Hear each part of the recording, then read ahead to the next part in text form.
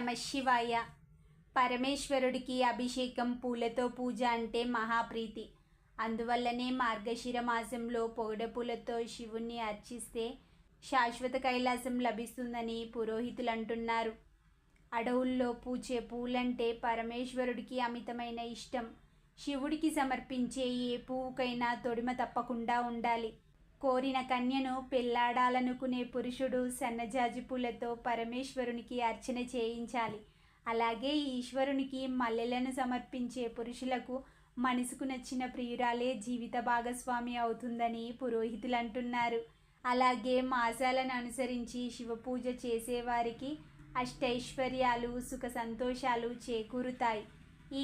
ఈ క్రమంలో శ్రావణ మాసం ఒంటిపూట భోజనం చేసి ఎవరైతే శివుణ్ణి తెల్లగన్నేరు పూలతో పూజిస్తారో ఆ భక్తులకు 1000 గోదానాలు చేసిన ఫలం కలుగుతుంది.